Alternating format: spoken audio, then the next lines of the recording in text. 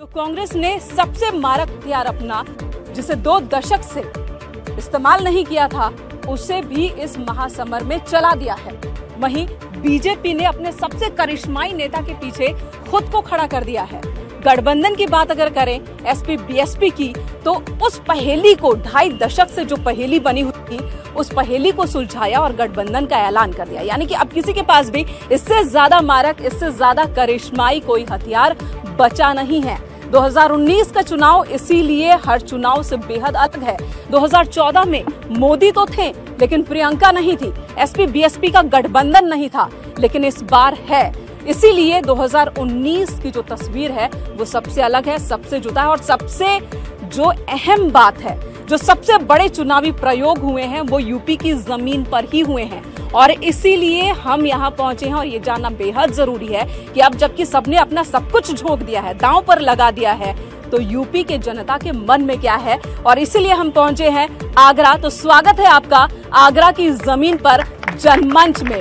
जनमंच वो प्रोग्राम जहां पर जनता अपने मन की बात रखेगी और जनप्रतिनिधि हमारे साथ मौजूद हैं, वो जवाब देंगे उन सवालों का। एक तरफ मेरे आप देख सकते हैं आगरा के निवासी बैठे हैं, आगरावासी बैठे हैं, तमाम सवालों के साथ यहाँ बैठे हैं। और दूसरी तरफ इन जो सवालों के साथ लोग बैठे हैं, आगरा की जनता का बहुत बहुत स्वागत। और दूसरी तरफ हमारे जो खास मेहमान हैं, उनसे हम आपको तारुफ करा देते हैं। सबसे पहले हमारे साथ कांग्रेस के अमित जी हैं, बहुत बहुत स्वागत है आपका। बीजेपी से हमारे साथ इस वक्त मौजूद हैं बबीता चौहान जी हैं, बहुत बहुत स्वागत। एसपी से वाजिद निसार जी हैं, आपका भी बहुत बहुत स्वागत है। पवन आगरी कवि इस वक्त हमारे बीच मौजूद हैं। और नरेश पारस हैं, जो कि सामाजिक कार्यकर्ता हैं। आप सभी का बहुत बहुत स्वागत। तो चलिए शुरुआत करते हैं पवन आगरी जी के साथ, क्योंकि आगरी इन्होंने अपने नाम में ही लगा रखा है। इससे पहले कि हम नेताओं के पास जाएं, जनता के पास जाएं, एक कवि क्या कह रहा है आगरा को लेकर, वही जान लेते हैं। बहुत बहुत धन्यवाद मेनका जी। मेरी नज़र में मैं सारे पॉलिटिकल पार्टियों को बताना चाहता हूं कि आगरा क्या है। हमारे पास ताज की मोहब्बत है, यमुना का पानी है, लाल किला सिकंदरा भी प्यार की निशानी है। सभी लोग समझ लें क्या है माजरा, हम इसके बाशिंदे हैं, अपना है ये आगरा। पहले हम पेठा खिलाते हैं, बड़े प्यार से समझाते हैं, फिर भी नहीं समझता तो उसे जूता दिखाते हैं।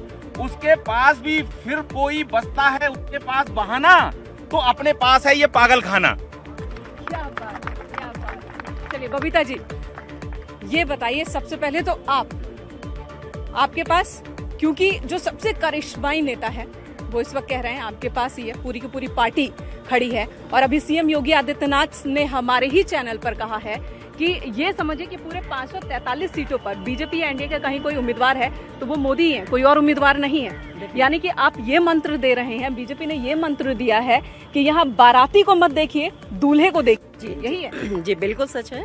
क्योंकि जहाँ कहीं भी अगर चुनाव हो रहे हैं तो हमारा यही है कि सिर्फ मोदी को देखिए, क्योंकि मोदी आज के टाइम में जरूरत है। फर्क नहीं पड़ता है कि प्रत्याशी कौन है किस क्षेत्र में, लेकिन ये बिल्कुल सच है कि अगर देश को बचाना है तो मोदी को फिर से लाना है। और मोदी है तो मुमकिन है, ये भी फैक्ट है, क्योंकि मोदी के होते हुए हर चीज संभव है। जो अभी तक नहीं हो पाया था वो सारी चीजें हम देख रहे हैं। तो इसलिए जरूरी है कि मोदी जी का आना बहुत जरूरी है, हमारे देश के लिए भी, हमारी जनता के लिए भी। तो सबका यही है कि भाई प्रत्याशी नहीं मायने रखता क्या है क्या नहीं है। क्या ये इसलिए तो नहीं कि बहुत जगहों से प्रत्याशियों को बदलना पड़ा? नहीं जी, बिल्कुल ऐसा नहीं है। और हमारे यहाँ कहीं कुछ ऐसा भी नहीं है जहाँ प्रत्याशी बदले गए हैं या वही रिपीट किए हैं, तो कोई इश्यू नहीं है। बट यहाँ तो यही है कि सिर्फ हमें कुछ भी करना है, लेकिन मोदी जी को वापस लेके आना है, और वो आ रहे हैं। चलिए आगरा के लोगों के मन में क्या है वो भी हम जानेंगे, उनके पास चलेंगे। लेकिन पहले सबसे एक बार बात कर लें सारे जनप्रतिनिधियों से। अमित जी, ये बताइए कि आपने भी जो बात लगातार पिछले 20 साल से हम सुन रहे थे कि अगर प्रियंका दीदी आ गई तो सबकी दुकान बंद हो जाएगी, सबकी छुट्टी हो जाएगी। प्रियंका दीदी इस बार आ गई और मुझे लगता है जो आप कह रही हैं वो 100% सही होगा। दुकानें बंद नहीं होंगी, दुकानों के लोग छोड़ के भाग जाएंगे। ऐसा हुआ है, आगरा के सांसद यहाँ से भगा दिए गए, फतेहपुर सीकरी के सांसद भगा दिए गए, और ज्यादातर सांसदों को भगा दिया गया है अगर मोदी है, अगर मुमकिन वाली बात है तो फिर सांसदों के टिकट क्यों काटे जा रहे हैं? इनकी 10 साल की लगातार, ये यहाँ पे 10 साल लगातार सांसद रहा, उसे हटा दिया। इसका मतलब तो हटाया कहाँ? इटावा भेजा, इटावा को अहमियत नहीं देते हैं क्या? वहाँ कभी जीता ही नहीं और न कभी जीतेंगे। वहाँ मालूम है कि यहाँ से कम ये तो नहीं लगेगा लगातार 10 साल जो सांसद। ये भी तो हो सकता है ना कि यहाँ पर उन्होंने अच्छा काम किया है तो उस सांसद को ऐसे जगह भेजो जहाँ टफ है फाइट और वहाँ पर वो इसलिए यहाँ पे जनता को गुमराह करने के लिए भेज दिया कि जो लगातार 10 साल सांसद नाकारा रहा उसको वहाँ भेज दिया, लोगों को दिमाग को डाइवर्ट करने के लिए। लेकिन आगरा की जनता समझदार है, जैसा कि पवन आगरी जी ने कहा कि यहाँ पे चलिए, लेकिन हम पब्लिक से भी पूछेंगे कि क्या वाकई ऐसा है कि नहीं। इस वक्त हमारे साथ वाजिद जी हैं। वाजिद जी, एसपी बीएसपी गठबंधन, आज से अगर कुछ महीने पहले की हम बात करें तो ये सोचना भी नामुमकिन था कि एसपी बीएसपी एक साथ आ सकते हैं। वो जो एक दूसरे के कट्टर दुश्मन कहलाते थे, शायद हाई हेलो भी ना करते हो औपचारिक तौर पर, तो वो आज एक साथ हैं। इतना बड़ा गठबंधन, क्या होगा? आप देख रहे हैं क्या होगा। पहला जो राउंड का चुनाव 8 सीटों का हुआ है, गठबंधन 8 सीटों पे जीत रहा है। मैं इसके लिए अपने राष्ट्रीय अध्यक्ष श्री अखिलेश यादव जी, बहन मायावती को धन्यवाद दूंगा कि जिन्होंने अपनी चीज़ों को ख़त्म करके, जो 25 साल से सपा और बसपा में दूरी थी, ये गरीब, दबे कुचले और बेरोजगार लोगों का गठबंधन है, ये करके जो इनको ताकत देने का वादा हमारे दोनों राष्ट्रीय अध्यक्ष जी ने किया है, भैया ने किया है, मैं उनका अपने दिल की गहराइयों से धन्यवाद देता हूं, सब बेरोजगारों की तरफ से, सारे दबे कुचले और गरीब लोगों की तरफ से। लेकिन अगर खारिज कर दिया जनता ने तब क्या? क्योंकि ना फिर भैया को मौका मिलेगा बचने का और ना बुआ को। देखिए, जहाँ तक आप कह रहे हैं खारिज करने का, रिजल्ट आने दीजिए, पूरे हिंदुस्तान को, पूरी दुनिया को पता पड़ जाएगा कि ये गठबंधन ने बाकी सबके पर्चे खारिज कर दिए। चलिए वो भी देखेंगे। हमारे साथ आगरा के ऑडियंस भी है, जनता भी है, उनसे भी उनकी राय ले लेंगे। और कहते हैं ना, हाथ कंगन को आरसी क्या, पढ़े लिखे को फारसी क्या, तो जनता यहाँ मौजूद है, उनसे भी जान लेंगे। आप कार्यकर्ता समाज को बहुत करीब से देख रहे हैं। जब भी चुनाव आता है तो पहले शुरुआत होती है किसानों से, गरीबों से, युवाओं से, फिर मुद्दे भटक जाते हैं। अभी तो ऐसा लगता है जैसे कोई मुद्दा है ही नहीं इस इलेक्शन में। हर हफ्ते एक नया मुद्दा, नए मुद्दे पर चर्चा हो रही होती है, कोई भी मुद्दा स्थायी नहीं है। ऐसे में आपको क्या लगता है कि अब जो बड़ा मुद्दा है, बड़ी तस्वीर यही है कि सबने अपनी पूरी ताकत लगा दी है, जो इसमें बाजी मार ले जाए? देखिए, जहाँ तक अगर बात करें हम मुद्दों की, तो इस पूरे चुनाव में ओवरऑल अगर देखा जाए तो जनता के मुद्दे कहीं ना कहीं गायब हैं। सारी पॉलिटिकल पार्टियां अपने अपने एजेंडे को लेकर काम कर रही हैं। किसको पीएम बनाना है, किसको कहां पे बैठालना है, कौन किसको कहां से तोड़ेगा, कौन कहां से बागी होके आ रहा है, इन सभी चीज़ों पर है। तो जो जनता के मुद्दे हैं वो पूरी तरह से गायब हैं। कोई न तो राइट्स की बात कर रहा है, न किसानों की बात कर रहा है, न जो आगरा की जो मूलभूत सुविधाएं हैं, जो समस्याएं हैं, उनके बारे में कोई बात नहीं कर रहा है। न बच्चों की शिक्षा को लेकर कोई बात कर रहा है, न विकास को लेकर बात कर रहा है। सिर्फ अपनी खींचातान में ये लोग लगे हुए हैं। तो अपने ही खींचातान में लगे हुए हैं। और ऐसे में बहुत जरूरी हो जाता है कि जब वोटर घर से बाहर निकले, सोच समझ कर निकले और किसे जिताना है उसका होमवर्क पहले कर ले। और चलिए हम पब्लिक के बीच चलते हैं। जी कहिए। मेरा सवाल आपका? मेरा सवाल भारतीय जनता पार्टी से। मैडम कह रही है मोदी है तो नामुमकिन है। अगर नामुमकिन है, मुमकिन है। आपने तो नारा ही बदल दिया। एक मिनट, असल में अगर नामुमकिन था तो इनको प्रत्याशी बदलना पड़ता। दोनों फतेहपुर और आगरा लोकसभा के दोनों सांसद बदल दिए। नंबर एक बात, आगरा में पीने का पानी नहीं है, और बैराज नहीं है, इंटरनेशनल एयरपोर्ट नहीं आया, इंटरनेशनल स्टेडियम नहीं आया, और मेट्रो अभी तक नहीं आया। इनकी ये मुद्दे हैं क्या? पिछले कई बार से तो ये वायदे हो रहे हैं और पूरे नहीं हो रहे हैं। नहीं, पूरे नहीं। पिछले सांसद रामचंद्र कटेरे हैं, उन्होंने 10 साल से ये पिछले चुनाव में भी ये वादा करा था, हम सांसद बनेंगे तो आगरा में स्मार्ट सिटी लाएंगे, मेट्रो लाएंगे। तो आपको लगता है ये मुद्दे हैं? चलिए इनसे जान लेते हैं। आपको लगता है कि ये मुद्दा है या फिर प्रधानमंत्री कौन बनेगा ये सवाल है, राष्ट्रीयता का मुद्दा है? मुद्दा जो है इस समय भारत पाकिस्तान का है। देश के लिए हमें प्रधानमंत्री जी को चुनना चाहिए। ये लोकल मुद्दे हैं जो कि पार्षद और विधायक लेवल पे रहते हैं। जी, तो ये बताइए, बीजेपी गठबंधन कांग्रेस, देखिए देश हित में तो बीजेपी को आना चाहिए। और गठबंधन कितने दिन चलेगा, गठबंधन किस लेवल पे चलेगा, किस मजबूरी में गठबंधन बना, ये सोचने का प्रश्न। गठबंधन को लेकर ये सवाल बार बार है कि आखिर ये कितने दिन चलेगा और किस मजबूरी में आया है ये गठबंधन। आप बताइए। यहाँ पर हमने बात की कि सबने अपने सबसे मारक अस्त्रों का इस्तेमाल किया है, ठीक है, प्रधानमंत्री नरेंद्र मोदी सबसे करिश्माई नेता बीजेपी के और पूरी पार्टी उनके पीछे खड़ी है। हर तरफ उम्मीदवार कोई नहीं है, बस मोदी ही हैं। देखिए, ऐसा है कि मोदी जी ने जो वादे पिछले 5 साल पहले जो किए, चाहे नौजवानों को रोजगार का वादा किया या तमाम ऐसे वादे थे जो जुमले साबित हुए, और देश की जनता समझ चुकी है कि अब भी जो सरकार बनने जाएगी या जो बनेगी वो भी कहीं ना कहीं जुमले साबित होंगे। आगरा की और पश्चिमी उत्तर प्रदेश की मांग है हाई कोर्ट बेंच। पिछले 30 सालों से हाई कोर्ट बेंच की मांग आगरा में हो रही है। बैराज की भी मांग हो रही है। बिल्कुल, लेकिन हाई कोर्ट बेंच की मांग को चाहे वो कांग्रेस की सरकार हो। नहीं तो आपका सवाल है यहाँ किसी से? जी, कांग्रेस की सरकार थी, वो चली गई, जनता ने नकार दिया। इसी तरीके से भाजपा की सरकार 5 साल रही, उन्होंने भी ये वायदा किया, लेकिन वो 5 साल निकल गए, वकीलों की हाई कोर्ट बेंच की मांग पूरी नहीं हुई है। तो मेरी जो है भाजपा के जो यहाँ हैं, जो भी आए हुए हैं, उनसे ये मांग है कि क्या अब वो इस मुतल्लिक़ कोई बात करेंगे? पिछले 10 दिन से मैं इस सवाल का जवाब लूंगी। किसी और के पास सवाल? देखिए, आगरा के देश के और नेशनल और इंटरनेशनल प्लेटफॉर्म पे देखते हैं तो बहुत बीजेपी का कार्य अच्छा है, लेकिन उसके साथ साथ ये भी देखना होगा कि प्रदेश लेवल पे क्या हो रहा है। हमारे आगरा का दुर्भाग्य रहा है इतने सालों से, कुछ पर्यटन की समस्याएं यथावस्थ चली आ रही हैं। पिछली सरकारों में कुछ काम भी हुए, लेकिन जैसे बैराज की समस्या है, आगरा पर्यटन नगरी माना जाता है, पर्यटन के क्षेत्र में कोई भी विकास नहीं हुआ। और जितने सांसद आए, जो भी आए और जो भी कार्य करने की कोशिश की, लेकिन कोई रिजल्ट नहीं निकला है।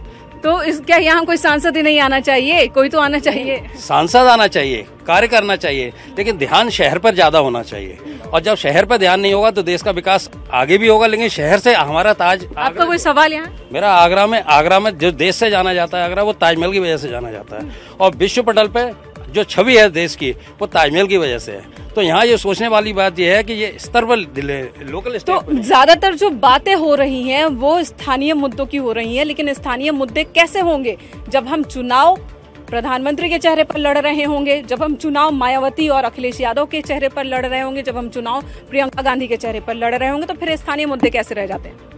जी, बिल्कुल सही बात है, क्योंकि जब उम्मीदें होती है तो सवाल बहुत ज़्यादा होते हैं। और मैं मानती हूँ कि हमारे माननीय प्रधानमंत्री जी से सारी जनता की बहुत उम्मीदें हैं। और निश्चित रूप से जैसा हम देख रहे हैं कि 5 साल में जो उन्होंने एक बैकग्राउंड बना के तैयार आया है, और वो 5 साल में आएंगे और जो भी इनकी सारी उम्मीदें हैं उन सबको डेफिनेटली पूरा करेंगे। ऐसा नहीं है, क्योंकि मुझे कहने में ये कोई हर्ज नहीं है कि माननीय प्रधानमंत्री नरेंद्र मोदी जैसे आदमी और माननीय योगी जी जैसे आदमी में पैदा होते हैं, जो सिर्फ निस्वार्थ जनता और देश के लिए काम करते हैं। तो ये एक हमारे लिए बहुत ही गर्व और गौरव की बात है कि ऐसा प्रतिनिधित्व आज हमारा प्रतिनिधित्व कर रहा है हमारा। तो मैं बहुत वाजिद जी कुछ कहना चाह रहे हैं, सुन लेते हैं। जी बोलिए। देखिए, जहाँ तक उम्मीद की बात है, सांसद मोदी जी और योगी जी मुख्यमंत्री जी से, उन्होंने इसी आगरा की धरती पर खड़े होकर 2014 में ये कहा था बड़े ताज्जुब से कि बताओ, इतना बड़ा दुनिया में जाने वाला शहर, ये इंटरनेशनल एयरपोर्ट नहीं है, हम गुजरात की तरह यहाँ एयरपोर्ट बनवा देंगे। 5 साल हो गए, एयरपोर्ट नहीं बना। यहाँ पर बात करते थे कि डैम बनवा देंगे, डैम नहीं बना। यहाँ इंटरनेशनल एयरपोर्ट बनवा देंगे, नहीं बना। स्मार्ट सिटी, 100 स्मार्ट सिटी देश में वादा किया था, उसमें हमारा आगरा भी था। पूरे हिंदुस्तान में 100 तो छोड़िए, एक स्मार्ट सिटी गिना दें भाजपा के लोग कि कहाँ इन्होंने स्मार्ट सिटी बनाई। तो सवाल मुद्दों का है, सवाल मुद्दों का है। हाँ, मैं आती हूँ आपके पास आती हूँ। ये बताइए कि यहाँ पर बीजेपी प्रतिनिधि कह रही है कि हमारे पास पीएम नरेंद्र मोदी जैसा एक शख्स है, हमारे पास योगी जैसा एक शख्स है, और वैसा शख्स कहीं नहीं, किसी के पास नहीं। कितने लोग सहमत हैं इससे? कोई नहीं सहमत। नहीं, ऐसा नहीं है कि कोई नहीं है, कई हाथ उठे हैं।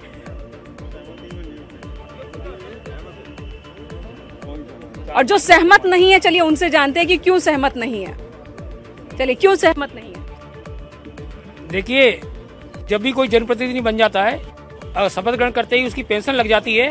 नरेंद्र मोदी बात करते हैं सबका विकास, सबका साथ, सबका विकास। हाँ, बिल्कुल। और पेंशन खत्म करने का काम किया। उसके बाद मोदी जी ने क्या किया, और हमारे प्रदेश के जो मुख्यमंत्री हैं उन्होंने क्या किया।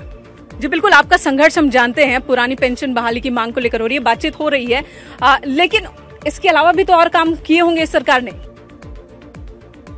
क्या है जो किसानों के जाके देखेंगे, किसानों के बेचारे किसान, बुढ़ा आदमी टॉर्च लेके खड़ा हुआ है ग्रिड के ऊपर, गाय उसको मार रही है, बेचारा घायल हो रहा है, मृत्यु हो रही है। किसानों को बर्बाद करने का काम किया है, तो ये भारतीय जनता पार्टी की सरकार ने किया है। कौन कर सकता है अच्छा काम? अच्छे काम की उम्मीद हम किससे करें मैडम, जितनी भी सरकारें आई और गई, जो भी पार्टी हैं, चाहे कांग्रेस हो चाहे बीजेपी, कर्मचारी हैं, 1 जनवरी 2004 से खत्म की गई और आपका मुद्दा न्यूज़ 18 उठाता रहा है, हमेशा उठाता रहे हैं, लेकिन जितने भी दल रहे उन्होंने कभी भी इस पर बात नहीं की है। अभी हम लोग जो है माननीय जो बता रही हैं हमारे चौहान साहिबा, हम लोग हमेशा राजनाथ सिंह जी जब पार्टी के राष्ट्रीय अध्यक्ष थे तब उन्होंने अखिलेश जी को पत्र लिखा था, ये पत्र है हमारे पास। वो पूरी बात करने का यहाँ पर वक्त भी नहीं होगा, लेकिन ये बताएं अब तो इलेक्शन में हम खड़े हैं, अब इलेक्शन में खड़े हैं, तो आप बताइए आप योगी मोदी के साथ खड़े हैं या फिर आप गठबंधन को, कांग्रेस को ही मौका दे दिया जाए? जो पेंशन की बात करेगा, हमारी बात वही है कि जो पेंशन की बात का कर्मचारी उसके साथ होगा। तो मैनिफेस्टो तो आ गया सबका, मैनिफेस्टो आ गया है सभी का, हमारे जो डीएमके है, सीपीआई है, अखिलेश जी ने बोला हुआ है, और हमारी कांग्रेस की प्रियंका जी ने भी कहा था, आश्वासन दिया था, सपा के राष्ट्रीय अध्यक्ष जी ने भी आश्वासन मिले हैं। फिर एक बार जी, आप मोदी और योगी, आपने हाथ उठाया था शायद कि ऐसा करिश्माई नेता नहीं, न्यूट्रल हाँ। तो आपको क्या लगता है इस बार कोई मुद्दा है चुनाव में, या फिर ये चेहरे ही हैं, तमाम बड़े चेहरे? नहीं, मुद्दे होते हैं और चुनाव में मुद्दे होते हैं, और यहाँ कुछ लोग अपने पर्सनल मुद्दे या स्थानीय मुद्दे उठा रहे हैं, जबकि ये चुनाव राष्ट्रीय मुद्दों का चुनाव है। हम लोगों को ये विचार करना चाहिए कि राष्ट्र की सुरक्षा कैसे हो, पड़ोसी देशों के साथ संबंध कैसे हो, विश्व में भारतवर्ष की मान सम्मान कैसे बढ़े, भारतवर्ष का विकास कैसे हो, इन मुद्दों पर विचार करना चाहिए। इन मुद्दों पर जो खरा उतरे उसे ही हमें चुनना चाहिए। आप मान सम्मान की बात कर रहे हैं, तो बीजेपी तो कह रही है कि सबसे ज्यादा मान सम्मान तो हमने ही बढ़ाया है। ये जनता सब जानती है, जनता सब जानती है। इस इशारे का क्या मतलब है? आपका कोई सवाल है इनसे? आपके सामने जनप्रतिनिधि है। मैडम से मेरा सवाल है, मैं MBA करके मैं आगरा में, कोई भी कंपनी नहीं है जिससे मैं जॉब कर सकूं, और ज्यादातर लोग यहीं पे बेरोज आराम से बैठे हुए, क्योंकि बीजेपी की तरफ से 2 सांसद होने के बावजूद भी कोई भी कंपनी नहीं आई।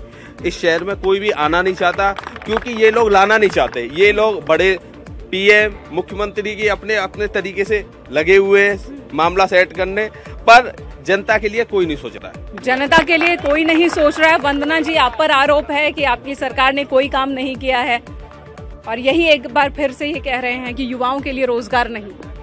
देखिए, मैं अपने नौजवान भाइयों को बताना चाहूंगी कि ये कह रहे हैं कि युवाओं के लिए रोजगार नहीं है, ये बिल्कुल गलत बात है, क्योंकि जब जो काबिल है और जो काबिलियत है वो कहीं छिपती नहीं है। उससे पहले मैं आपको बताऊं कि 70 साल कांग्रेस ने राज्य किया, और उसके बाद अगर अभी 2.5 साल मुश्किल से यहाँ प्रदेश सरकार के लिए, उससे पहले सपा और बसपा ने रहा। कितने रोजगार यहाँ आप लोगों को उपलब्ध कराए, आप ये बताएं जरा, और कितनी यहाँ। और जबकि अभी ये बात हुई थी कि सच बात ये है कि ये जो मंच है यहाँ, ये कोई व्यक्तिगत मुद्दे उठाने वाला मंच नहीं है।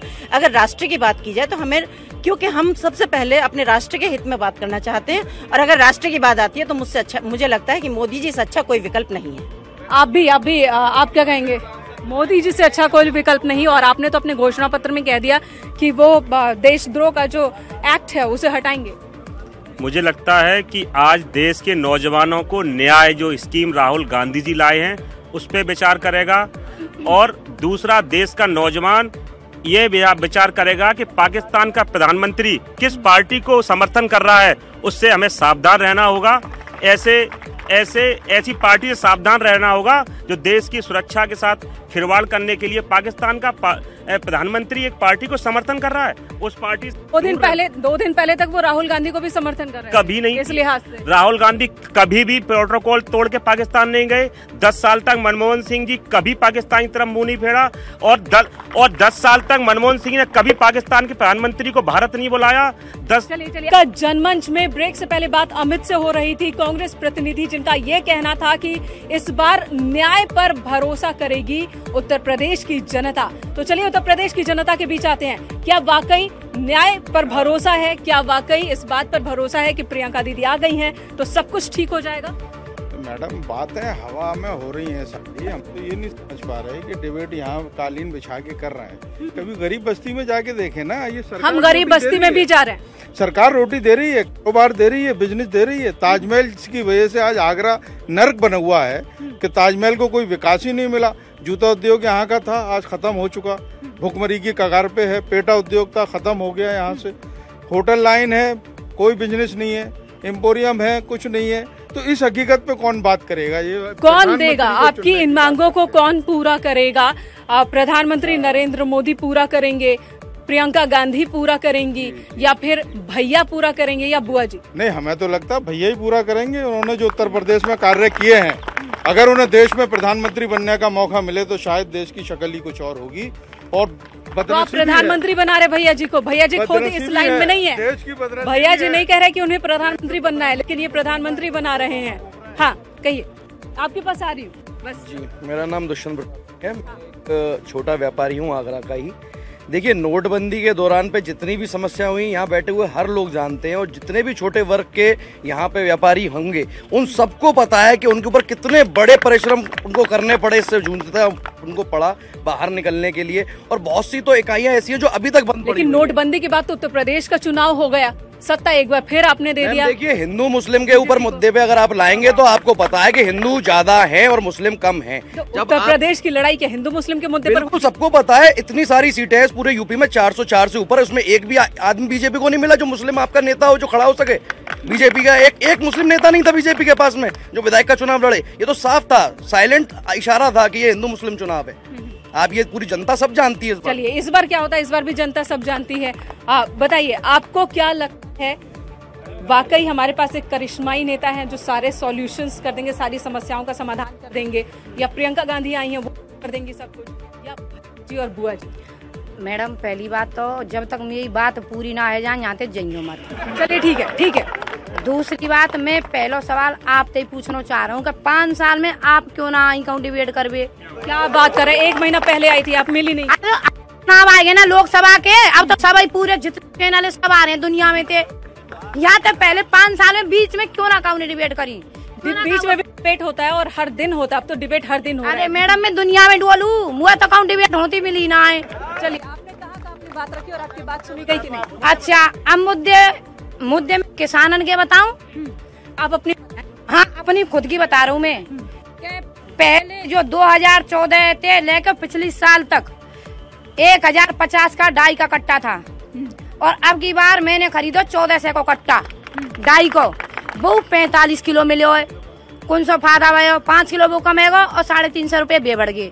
दूसरी चीज, माननीय महोदय प्रधानमंत्री जी ने चला स्वच्छता अभियान, बहुत अच्छी बात, हमने उसे सहयोग करो कि माननीय महोदय प्रधानमंत्री जी स्वच्छता अभियान चला रहे हैं। महिला हमारी लेडीज खुले थे, मुक्त है गई, खुले में सोच कर जा रही हैं। मेरे जी घर की ना है, कंप्यूटर की अकोला ब्लॉक की निकली हुई है, जरई देख लो। तो आपको नहीं मिला योजना का लाभ? मेरी बात, गांव में हमारी ग्राम पंचायत मनकेड़ा ओडीएफ में पास करा दी गई। जब शौचालय ना बने, ब्लॉक के हमारे जो अधिकारी हैं वन की गड्ढे खुदवाओ, हम पास टीम गई, पास करके आई। न पैसा आए न कछु आए 1 साल तक। और जब मैं दोबारा वहाँ गयो शिकायत करवे तो मेरे ही ऊपर खिलाफ मुकदमा लिखा दियो। भाजपा सरकार में मैंने खून ते मुख्यमंत्री का नाम खत लिखियो, काउ 9 विधायक, दोनों सांसद और हमारे मेयर जी काउ ना पता चली, पेपर इनके घर सभा में एक ऐसा ये कहूँ ना, जी देखो ये पेपर कटेंगे मेरी बात ना। हमारे जो यहाँ पे छावनी के विधायक है ना धर्मेश जी, वो कह रहे कि अरे माता जी का कोई व्यक्तिगत मामला होगा, व्यक्तिगत का मैंने तो किलो मांग भी आयो। चलिए, इस सवाल का जवाब भी हम लेंगे, जरूर लेंगे। आप बताइए, और बहुत संक्षेप में बताइएगा क्योंकि सबकी बात रखनी है। मैं किसान हूँ, मैं केवल ये पूछना चाहूंगा बीजेपी वालों से, ये कहते हैं सभी चोर, सभी चोर। इन्होंने 5 साल के अंतर्गत यानी कौन सी जो योजनाएं की थी, केवल ये पूरे देश से हिसाब मांग रहे। मैं केवल इनसे 9 विधायक, 2 सांसद, मेयर, जिला पंचायत अध्यक्ष, केवल ये 5 साल का हिसाब दे दे, मैं जिंदगी भर इनके यहाँ गुलामी करूंगा, जो कि इनके यहाँ भ्रष्टाचार। हिसाब देने के लिए तो ये अब चुनाव में आ गए हैं। जी, जी। आप नहीं, इनका देंगे भ्रष्टाचार मैं बताता हूँ। बिल्कुल बिल्कुल, उस पर भी हम विस्तार से बात करेंगे फिर कभी, अभी मौका नहीं है विस्तार से बात करने का। रखिए अपनी बात। जी मैम, अभी जो ये मैडम बोल रही थी कि अकोला ब्लॉक में जो शौचालय बने हुए, मैं DRG पोस्ट पे खुद हूँ विकास भवन में, तो अकोला ब्लॉक और काफी मेरे पास बिचपुरी ब्लॉक और अभी मतलब बरौली अहीर उसमें मीटिंग करने गई, तो मेरी पोस्ट बहुत छोटी है, मैं इस लेवल की नहीं हूँ। काफी पैसा आता है विकास भवन में, अभी काफी रुपए आया हुआ है। आचार संहिता के नाम पे उन्होंने मना कर दिया कि हम आगे ये ट्रेनिंग नहीं कराएंगे, और हमें जो रिपोर्ट दी जाती है उसको मतलब ऐसे दी जाती है कि हमें 2 दिन। कोई सवाल है आपका? सवाल बताइए ना। मैं बस ये बता रही हूँ ना कि जितना रुपए आता है सब वहीं से वहीं गमन हो जाता है, पब्लिक तक ये योजनाएं पहुंच ही नहीं रही हैं, तो क्या मतलब? करप्शन का मुद्दा उठा रही हैं, जो कि हथियार 2014 में बीजेपी का था। आपका कोई सवाल है किसी से? नहीं है, बताइए। मेरा मैम एक सवाल ये है कि जब शुरू में नरेंद्र मोदी जी आए थे 2014 में, तो वो चाय वाले कहकर आए थे और विकास का मुद्दा लेकर आए थे और नए जवान और नौजवानों को रोजगार देने के लिए आए थे। पिछले 5 साल के अंदर ना तो रोजगार मिला ना विकास हुआ। अब जो नया मुद्दा लेके आए हैं चौकीदार बनकर, उन्होंने एक काम बहुत बेहतर किया है कि काम किसान को चौकीदारी पे लगा दिया है। गाय भैंस आवारा घूमते हैं, किसानों की बदहाली है, और जब जाते हैं तो बेटा खड़ा रहता है दिन में, तो रात को जब खाना खाने बेटा जाता है तो बाप को आना पड़ता है। आप बोल रहे कि पूरे देश को चौकीदार बना दिया, किसानों को चौकीदार बना दिया। आप सबके पास आऊंगी और सवालों के बौछार आप पर ज्यादा है वंदना जी, चूंकि सरकार में आप हैं तो सवाल आपसे ही ज्यादा होंगे। इससे पहले कि और जनप्रतिनिधियों के पास जाएं, एक बार फिर आगरे जी के पास आते हैं। आगरे जी, तमाम सवाल, तमाम नाराज, गुस्सा, सब कुछ आपको दिख रहा है, क्या आपके मन में चल रहा है? मुझे लगता है कि कहीं परिवर्तन की आंधी तो है। जनता के बीच ये कैसा रिएक्शन है, जनता के बीच ये कैसा रिएक्शन है, आशंकाओं में हो रहा इलेक्शन है, कुछ रहेंगे गद्दी पर, कुछ बदल का यही करेक्शन है। और मैं एक बात और मैं कहना चाहूंगा कि मैडम जो हमारी भाजपा की प्रवक्ता के रूप में यहाँ पर खड़ी हुई हैं, मैं उनसे पूछना चाह रहा हूँ, क्योंकि उन्होंने कहा कि ये मुद्दे जो है राष्ट्रीय मुद्दों पर चुनाव लड़ा जा रहा है, ये स्थानीय मुद्दे पर चुनाव नहीं लड़ा जा रहा है। लेकिन हम लोग तो उसी से आहत हैं, तो मैं उनसे कहना चाह रहा हूं कि न खुद कर रहे न दूसरों को करने दे रहे, न खुद कर रहे न दूसरों को करने दे रहे, न हमको जीने दे रहे न हमको मरने दे रहे। आगरा को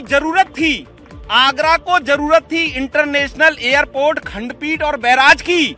पिछले 10 साल से आप ही बताओ, क्या ये सब काम आपको नेहरू जी नहीं करने दे रहे? ये सवाल बहुत तीखे है, उसका जवाब भी लेंगे, लेकिन एक बार फिर नरेश जी के पास। नरेश जी, ये बताएं, लोगों के मन की बात आपने तो सुनी अभी तक, आपको क्या लगता है कि इस बार जिसे भी जीत मिले या हार मिले, यहाँ का उम्मीदवार ना तो जीतेगा ना हारेगा? अगर जीतेगा तो बीजेपी से जीतेगा, तो प्रधानमंत्री का चेहरा होगा, मोदी जी का चेहरा होगा, नहीं तो प्रियंका गांधी, और नहीं तो फिर मायावती और अखिलेश, और हारेंगे भी तो यही। जी देखिए, चुनाव में मैं पहले भी बता रहा था कि ये दूसरों के चेहरे पे ये चुनाव लड़ा जा रहा है, इनमें इनका खुद का कोई चेहरा नहीं है। लेकिन अगर जनता की हम बात करें तो जनता के दिल में जो दर्द है वो सिर्फ इतना है कि हमारी समस्याओं का समाधान होना चाहिए, हमको सुरक्षा मिलनी चाहिए। आखिर वो किससे मांगने जाएंगे? इन्होंने तो दूसरों के चेहरे पे इनको चुनाव लड़ा दिया, जनता को फेस करने पड़ेंगे यही लोग जो किसी दूसरी पार्टी से लौट कर आए हैं या यहाँ पर रहने वाले हैं। मैं आपकी जानकारी के लिए बता दूं, आगरा इतना बड़ा शहर है और किसी भी महिला की सुरक्षा के लिए यहाँ पर एक भी शेल्टर होम नहीं है। अगर रात में कहीं महिला अगर जाएगी तो उसके लिए ऐसी कोई व्यवस्था नहीं है कि उस महिला को कहीं रोका जाए, कुछ आश्रय। बहुत सी समस्याएं हैं, लेकिन उन समस्याओं से सबका ध्यान डाइवर्ट कर दिया गया है और इलेक्शन को जो मेन पॉलिटिशियंस हैं, बड़े नेता हैं, उनके चेहरों पर केंद्रित कर दिया गया है। सवाल आपने सुन लिए, क्योंकि आप सत्ता में हैं तो ज्यादा सवाल आपसे ही है। अगर इस बार जादू नहीं चला तब क्या होगा? जी बिल्कुल, जादू चलने वाली बात नहीं है, ये तो सच्चाई है कि सरकार बन रही है और मोदी जी वापस आ ही रहे हैं। लेकिन जहां तक मैं सबके सवालों की बात कहूं, अगर ये सवाल इन्होंने जब इकट्ठे किए हैं तो ये गठबंधन बनाने की जरूरत क्या पड़ी? इतना ही दम था तो अकेले पार्टी जाती और मोदी जी को हरा के चली आती वापस। क्या जरूरत थी? जो 20-20 साल से इतनी दुश्मनी के कगार पे खड़े हुए थे कि एक दूसरे को देखना बर्दाश्त नहीं कर रहे थे, और आज वो जाके मंच शेयर कर रहे हैं बड़े जाके, तो कहीं ना कहीं कोई खतरा तो है, और खतरा भी जबरदस्त है कि जहाँ पूरा हिंदुस्तान एकजुट हो रहा है एक आदमी के लिए। तो ये मुझे बड़े आश्चर्य के, बड़े अफसोस की बात है कि ये सब दिल से चाहते हैं कि मोदी जी आए। ये सवाल तो है कि अगर मोदी जी ने कुछ काम नहीं किया, बीजेपी ने कोई काम नहीं किया, तो गठबंधन की नौबत क्यों आई? गठबंधन की नौबत क्यों आई? देखिए, मेरी बात एक समझ में नहीं आ रही। सारे भाजपा के प्रवक्ता जिला लेवल से लेके और प्रधानमंत्री जी तक हमारे गठबंधन से इतने परेशान क्यों हैं?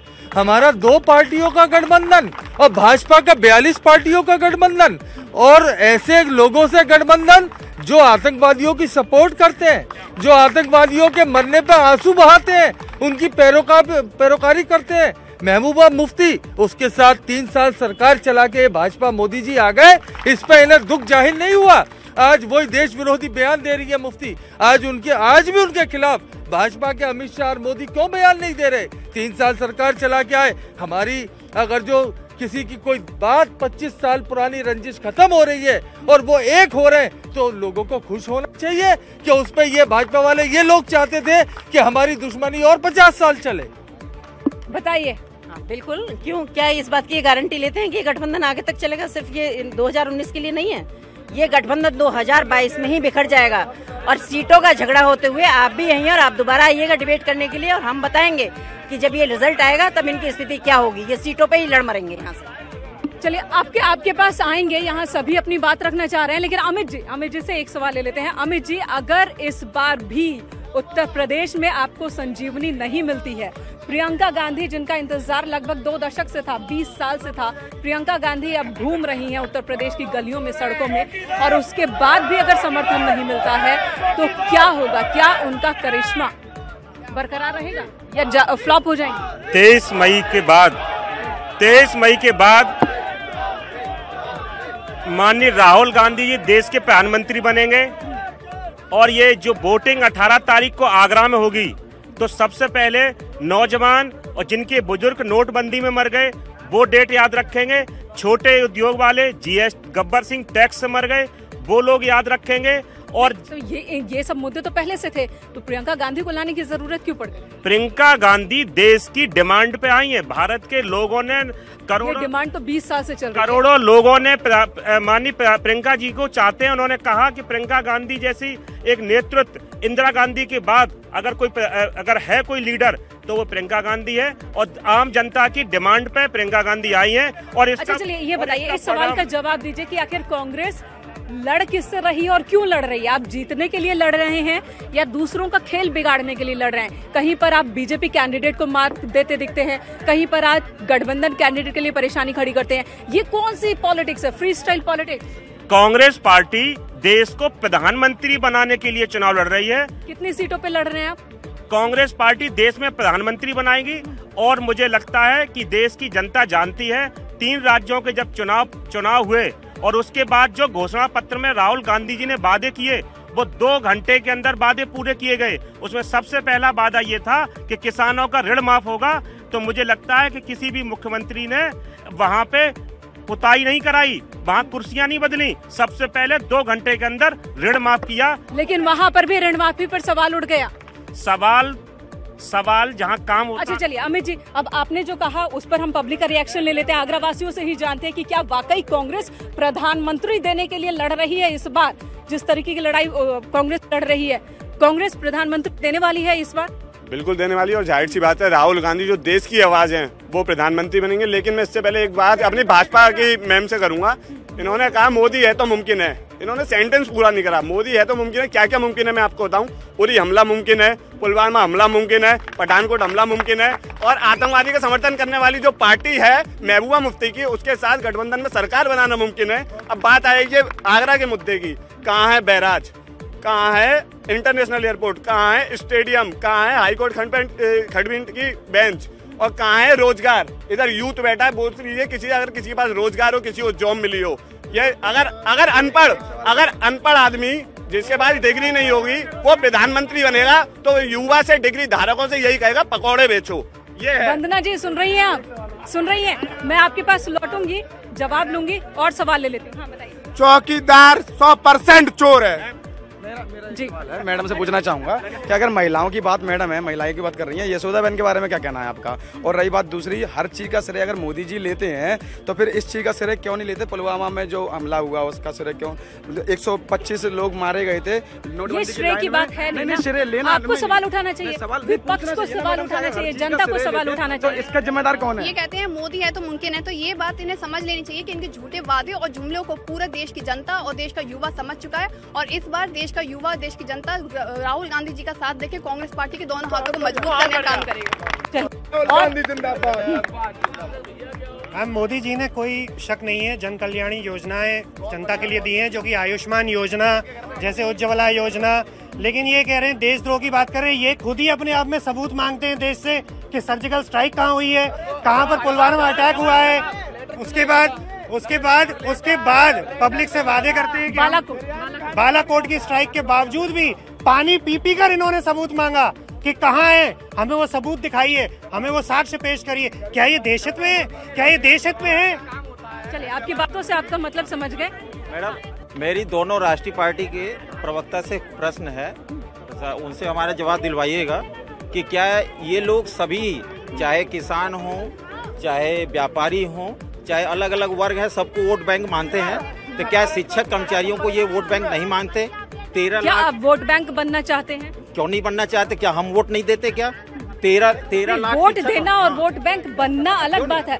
वोट बैंक जो है उसका भला हो गया हो हमेशा, ऐसा भी तो नहीं है। क्या किसानों का भला हो गया या जिसे आप वोट बैंक समझ रहे हैं उनका भला हो गया? हाँ, नहीं क्यों नहीं। जो जब अगर उनको भला की जो है बात कर रहे हैं और उनके लालच दे रहे हैं, तो हमें भी लालच दें। जो है 13 लाख हम जो है शिक्षक कर्मचारी जो है यूपी में है, 60 लाख जो है केंद्र में है। तो आप कह रहे हैं कि मैनिफेस्टो में जगह? हाँ, मैनिफेस्टो में जगह इन्होंने नहीं दिया जो है, जबकि हर दोनों पार्टी ने।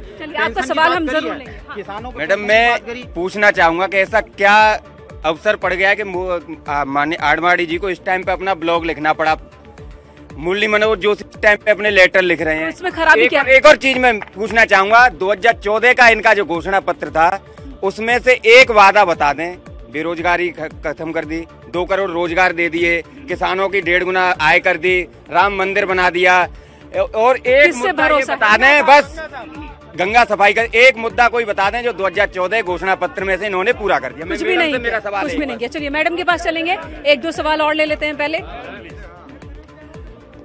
आपके चैनल के माध्यम से और भाजपा की प्रवक्ता जोन के माध्यम से ये पूछना चाहता हूँ, आपकी ओर मुखातिब हूँ कि आप के ये प्रधानमंत्री नरेंद्र मोदी जी जो हैं वो झूठ बोलना कब बंद करेंगे? नंबर 1। नंबर 2, आप योग्यता की बात करती हैं, ऐसा योग्य व्यक्ति आपने वित्त मंत्री बना दिया जिसको देश में 500 बार संशोधन करना पड़ गया। पूरी दुनिया में कोई भी देश ऐसा नहीं है जीएसटी में कहीं एक बार भी संशोधन हुआ हो, आपने ऐसा योग्य व्यक्ति बनाया। लेकिन ये नेगेटिव कैसे हो गया? ये भी तो पॉजिटिव पॉइंट है कि जैसा जरूरत लगी है, देश की जैसी मांग रही है, वैसा संशोधन किया है। मैडम, संशोधन करने से तो जब किया जाता, जब धरातल पर लागू करने से पहले संशोधन किया जाता। भारत को लेकर कहते हैं कि भारत में बहुत सारी चीजें ऐसी है कि कई बार चीजें धरातल पर आए उसके बाद ही। मैं तो देख रहा हूँ, दुर्भाग्य की बात है कि जिन मुद्दों पर चुनावी मुद्दे बनने चाहिए उसकी जगह चौकीदार चोर है, बुआ भतीजे गठबंधन, अनर्गल बातें चल रही हैं। राष्ट्र विकास की कोई बात नहीं सोच रहा, एक दूसरे पे आरोप प्रत्यारोप किए जा रहे हैं। इससे अच्छा है सभी राजनीतिक दल राष्ट्र विकास की बात करें, राष्ट्रीय सुरक्षा की बात करें। बात तो सभी वही करते हैं, लेकिन आपको क्या लगता है जिम्मेदार कौन है? यहाँ आप देख रहे होंगे चौकीदार चोर है, बुआ भतीजा, प्रियंका गांधी, ये बातें चल रही हैं। कोई अपनी नौकरी के लिए बात कर रहा, कोई किसी बात की कर रहा, राष्ट्र हित की कोई बात नहीं कर रहा। राष्ट्र हित की कौन बात कर रहा है? ये राष्ट्र हित की बात सबको करनी चाहिए, कोई कर नहीं रहा है। ठीक है, पीछे एक सवाल। मैडम, ये डिबेट को गंभीर रूप में ले जाइए, गंभीरता ग्रहण करवाइए डिबेट को। ये बताइए कि सभी पार्टियों ने चुनाव घोषणा पत्र अपने अपने जारी किए और चुनाव घोषणा पत्रों में अपनी अपनी योजना है, उन्होंने उल्लेख किया है।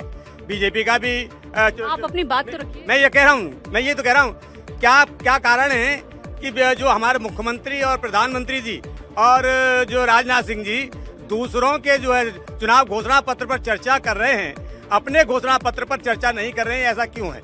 उन्होंने सवाल का जवाब ले लेंगे, जरूर लेंगे।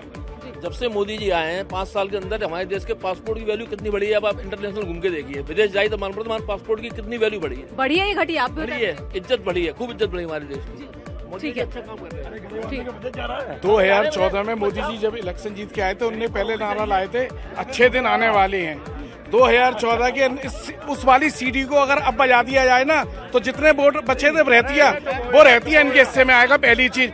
लेकिन 8 नवंबर को नोटबंदी कर दी, उसके बाद जो लोग बेरोजगार हुए, जिनके कारोबार बंद हुए, वो सब जानते हैं। उसके बाद नोटबंदी के बाद तो यूपी इलेक्शन हो। नहीं, देखिए दुख इस बात का है कि जो 20 साल 30 साल के अंदर अपना ऑफिस नहीं बना पाए, नोटबंदी के बाद दिल्ली में बड़ा ऑफिस बना लिया।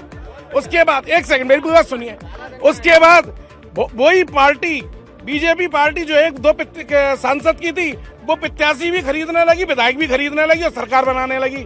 तो भैया एक के बाद एक गंभीर आरोप लग रहे हैं। एक बहुत छोटा सा समय, बहुत कम है, जल्दी बताइए मैडम। कोई भी सवाल है किसी से? मेरा बीजेपी प्रवक्ता, कोई भी सरकार अपने काम पे वोट मांगती है। देश के प्रधानमंत्री हमेशा देश के ऊपर वोट मांगते हैं, क्यों ना वो नोटबंदी पे वोट मांगे, क्यों जीएसटी के फायदे नहीं बता रहे? चलिए, तो क्यों फायदे नहीं बताए जा रहे हैं, हम सबसे पहले बीजेपी से ही जवाब ले लेते हैं, बहुत कम वक्त रह गया है। ये बताइए, तमाम सवाल भी सुने आपने, उसके बाद ये बताइए कि इन सवालों का जवाब क्या है? देखिए, मैं सारी बात एक ही बात कहूंगी कि विपक्ष का काम है सिर्फ सवाल करना, क्योंकि वो अगर अच्छा ही आगरा के लोग भी है, आगरा के निवासी भी है, क्योंकि वो फिर विपक्ष को कैसे विपक्ष को आप जज कर पाएंगे कि विपक्ष नहीं है।